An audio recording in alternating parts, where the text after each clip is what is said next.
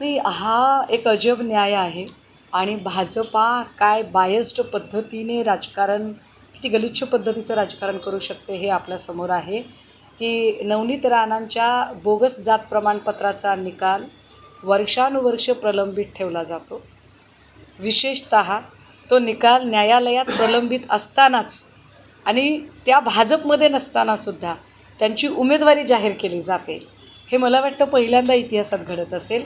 आणि बरोबर फॉर्म भरायच्या दिवशी तो निकाल येतो. जणू काही भाजपला आधीच माहीत होतं की न्यायालय निकाल काय देणार आहे. दुसरीकडे मात्र रश्मी बर्वे यांचं जात प्रमाणपत्र हे एका दिवसाच्या आत, म्हणजे 7 वर्ष वेळ दिला जातो नवनीत राणाला, 7 दिवसही वेळ मिळत नाही रश्मी बर्वेंना. हा जो एकूण अन्यायकारक प्रकार आहे हा महाराष्ट्राच्या जनतेला आणि एकूण महिला राजकारण करणाऱ्या, त्यातली त्यात खरोखर ज्या दुबळ्या वर्गातनं येतात, ज्या मागास प्रवर्गातनं येतात, त्यांचं राजकारण भाजपाने किती कठीण करून ठेवलं आहे, याचा हा फार मोठा आरसा आहे. Come, come, come, my love. Please don't say no, baby. Come, come, come, my love. V Guard के air coolers extra large cooling pads के साथ जो अच्छों को ठंडा करे. V Guard air coolers, long lasting cooling. Praful पटेलने आज म्हटलं की राज ठाकरे साहेबांनी समर्थन दिलं म्हणजे आता त्यांनी बाहेर निघाला, संपूर्ण महाराष्ट्र फिरावा आणि ताकद वाढवायची, हा त्यांनी आज मागणी केली आहे. त्यांच्याकडे प्रचारक कमी पडत आहेत. नाही, प्रफुल्ल पटेलांचं हे जे बोलणं आहे ना, ते खरंच गांभीर्यानं घेतलं पाहिजे. कारण याचा अर्थ असा आहे की भाजपाकडे आत्मविश्वास नाही आहे. की देशपातळीवर 400 पारची आणि राज्यात 40+ भाषा करणारी भाजपा, शिंदेंचा पक्ष फोडूनही ज्यांना कॉन्फिडन्स आला नाही त्यांनी म्हणजे शिंदेंना फोडून त्यांनी आपल्याकडे नेलं, कॉन्फिडन्स आला नाही. मग पवारसाहेबांकडून काही लोक फोडले, कॉन्फिडन्स आला नाही. मग अगदी म्हणजे काँग्रेसचे काही लोक फोडले, कॉन्फिडन्स आला नाही. आता ज्यांचा एकही माणूस नाही आहे अशांना सोबत घेतलं आहे तरीही कॉन्फिडन्स येत नाही आहे. आणि त्या कॉन्फिडन्समध्ये बोलण्यासाठी पटेलांसारखे प्रवक्ते भाजपाला नेमावे लागतात. यापेक्षा वाईट ते काय. बाकी काहीही असो, ईडीसारख्या घटनांना सामोरे जाण्यासाठी त्यांच्याकडे सन्माननीय अनिल देशमुख किंवा सन्माननीय संजय राऊत साहेबांसारखे लढवय्ये योद्धे नाहीत. एक नोटीस आल्यावर प्रफुल्ल पटेलांनी एक पक्ष फोडला, तर दुसऱ्याने एक नोटीस आल्यावर आपला पक्ष भाड्याने दिला. याच्यापेक्षा वाईट गोष्ट ती काय.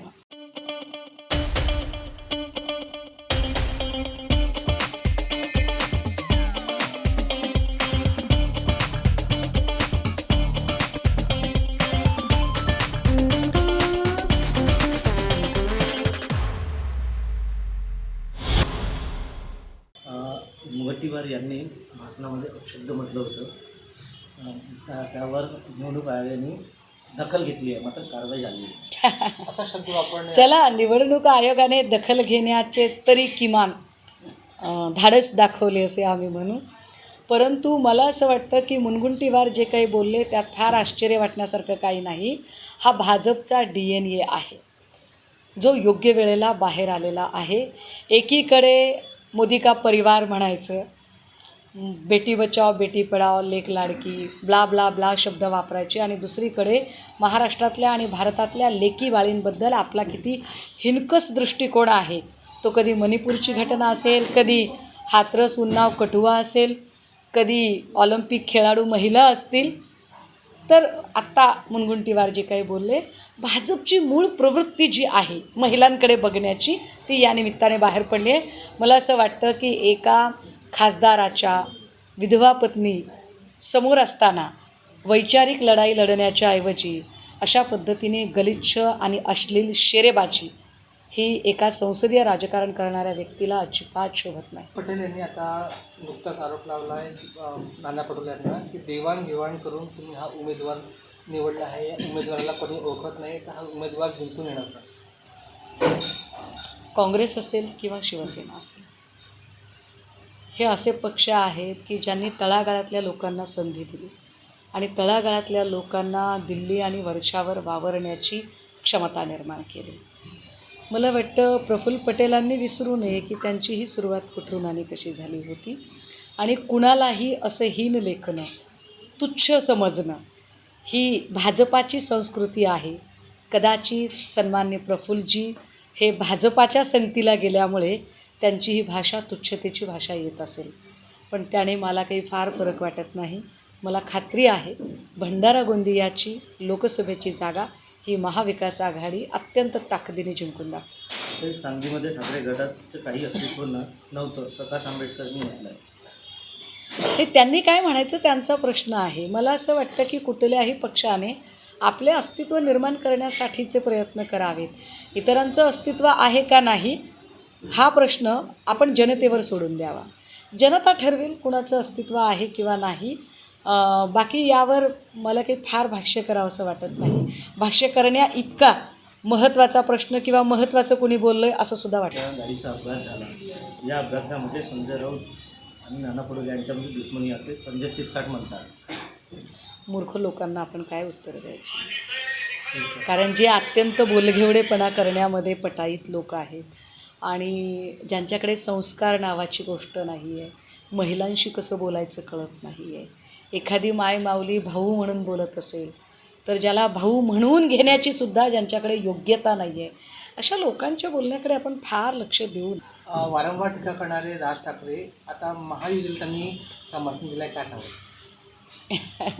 पाहतो व्हिडिओ त्यांनी कोणाला पाठिंबा द्यावा कोणाला देऊ नये हा अगदीच त्यांचा व्यक्तिगत प्रश्न आहे. त्यावर आपण काही बंधनं आणू शकत नाही. पण एक नक्की की काल ते बोलताना जे म्हणाले की राजकीय व्याभिचाराला समर्थन देणार नाही, म्हणजे जर मी चुकत नसेल तर आपल्याच सगळ्या माध्यमांमधून मी जी बातमी बघितली की ते म्हणाले की एकनाथ शिंदे मला म्हणाले की माझ्यासोबत या. मी म्हणालो शी, हे इतकं उपहासाने इतकं तुच्छतेने त्यांच्या तोंडातनं निघालं. आणि दुसऱ्याच क्षणी राजकीय व्याभिचाराला समर्थन देऊ नका म्हणताना ते त्यांनाच परत जाऊन भिडतात. ते हे माझ्या आकलनाच्या पलीकडचं आहे की व्याभिचाराची व्याख्या बदलली आहे का, पावित्र्याचे संदर्भ बदलले आहेत का, असं काही का असे ना, किमान विधानसभेत तरी त्यांना लढायची संधी मिळेल. उद्धव बाळासाहेब ठाकरे ही केव्हापासून मुल्ला सेना झाली नितेश राणे म्हणतात. नाही जाऊ दे, छोट्या पोरांकडे आपण फार लक्ष देऊ नये. आणि काय आहे माहिती आहे का, तर छोट्या पोरांचे वडील उभे राहिलेत की नाही कोकणात, तर आमचे विनायक राऊत साहेब त्यांना व्यवस्थित आरसा दाखवणार आहेत. बाकी बच्चों को माफ कर देते हैं.